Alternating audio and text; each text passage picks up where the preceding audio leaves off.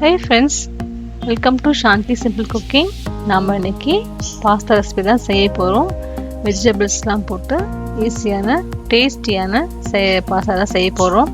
இது செய்யறதுக்கு 10 நிமிஷம் கூட ஆகாது. குழந்தைங்களுக்கு ரொம்ப பிடிக்கும் இது. வாங்க எப்படி செய்யறதுன்னு பார்ப்போம்.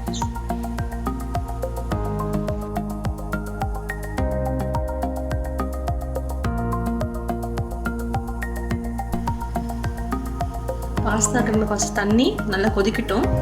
தண்ணி வச்சுருக்கோம்.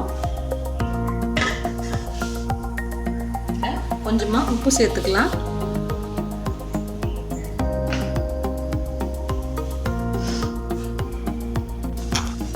தண்ணி நல்லா கொதிச்சிருச்சு. நம்ம பாஸ்தா எடுத்துல போட்டுக்கலாம். நான் 100 கிராம் பாஸ்தா எடுத்துருக்கேன்.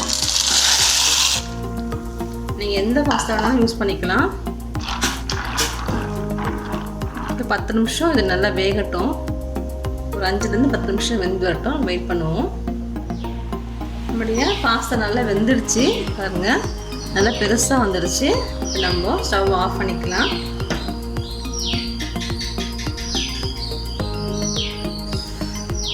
பாருங்க நல்லா வெந்துடுச்சு. நம்ம தண்ணி ஃபில்டர் பண்ணிவிட்டு எடுத்து வச்சுக்கலாம். இதை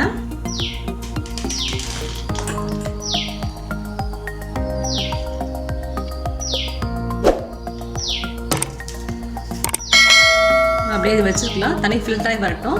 நம்ம மசாலாவுக்கு ரெடி பண்ணி வச்சுக்கலாம். கொஞ்சமாக எண்ணெய் ஊற்றிக்கலாம்.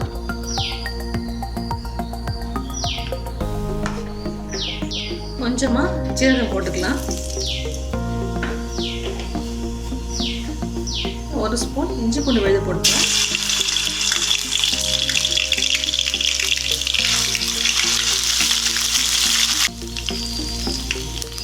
ஒரே ஒரு வெங்காயம் நறுக்கி வச்சுருக்கேன். வெங்காயம் போட்டுக்கலாம்.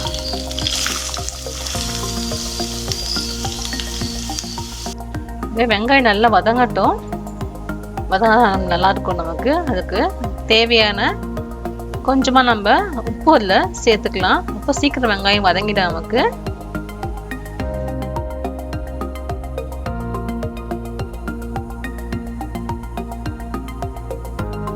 2 தக்காளி அரைச்சி வச்சுருக்கேன். நம்ம அதையும் இதை சேர்த்துக்கலாம்.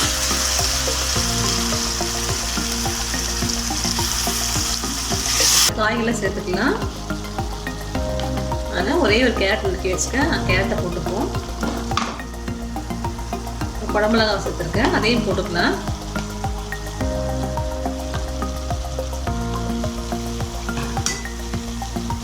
கொஞ்சமாக பட்டாணி எடுத்துருக்கேன். நல்ல மிளகு விட்டுருக்கு. அதையும் போட்டுக்குவோம்.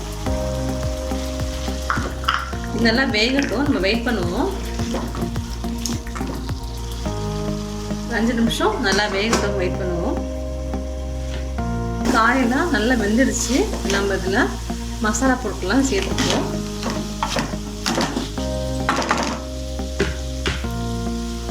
கொஞ்சமாக மஞ்சள்தூள் சேர்த்துக்கலாம். காரத்துக்கு 1 ஸ்பூன் மிளகாய்த்தூள் சேர்த்துக்கலாம். 1/2 ஸ்பூன் கரும் மசாலா சேர்த்துக்கலாம். கலரி விட்டுருங்க.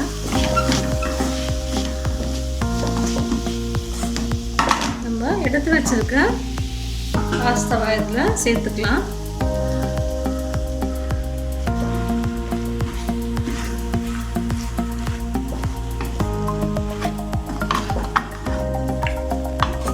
நல்லா இதில் மிக்ஸ் பண்ணிவிடுங்க. மசாலா தான் அது உள்ளே இறங்கணும்.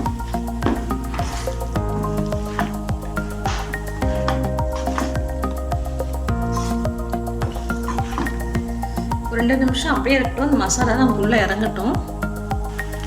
நம்மளுடைய பாஸ்தா நல்லா ரெடி ஆகிடுச்சு. மேலே நம்ம புளிப்பு டேஸ்ட்டுக்கு கொஞ்சமாக எலுமிச்சம் ஜூஸ் ஊற்றிக்கலாம். இன்னும் கொஞ்சம் ஊற்றினா போதும்.